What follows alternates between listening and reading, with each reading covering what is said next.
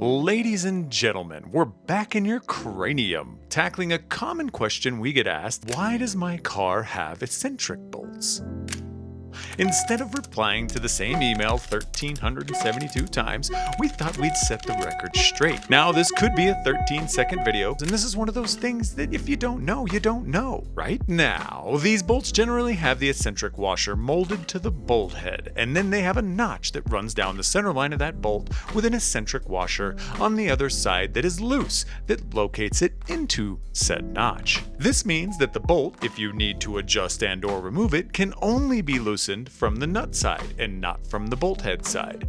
After that's been loosened, you can now turn the bolt in either direction from the bolt head side.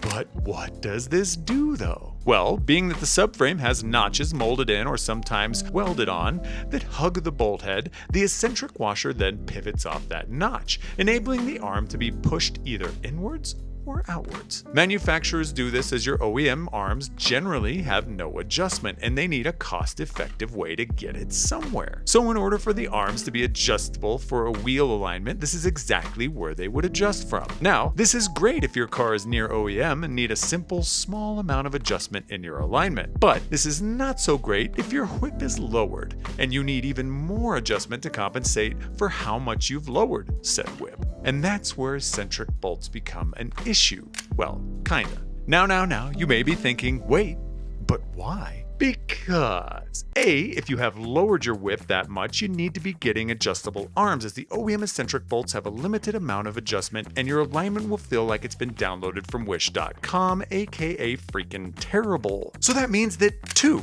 if the car is lowered that much and you already have adjustable arms, chances are you're going to be throwing this thing around like your steering wheel is allergic to staying straight and you've got a sponsorship to lose, or, well, gain, damn it. Which means that C, the amount of load on these eccentric bolts is much higher than what OEM intended, and probably from the years of people adjusting them incorrectly, general wear and tear, and bad vibes. They have a high chance of moving.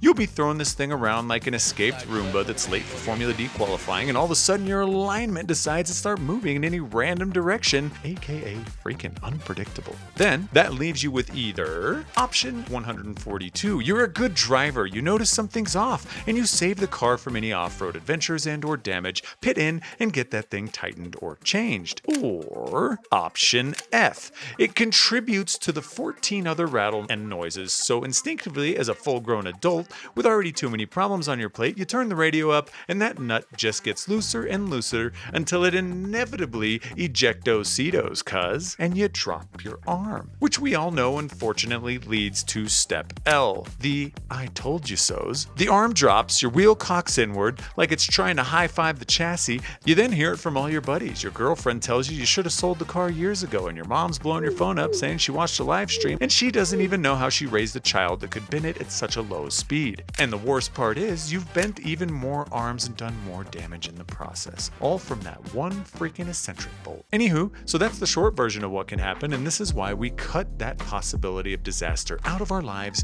and don't choose to run them at all. We simply have a high-grade bolt with a normal round washer on each side that fits snugly into the subframe, ensuring absolutely zero movement. So mixing that in with all adjustable arms and a good alignment, you can continue to live out your aspiring professional Instagram athlete dreams absolutely stress-free, with only those 13 rattles and noises to deal with.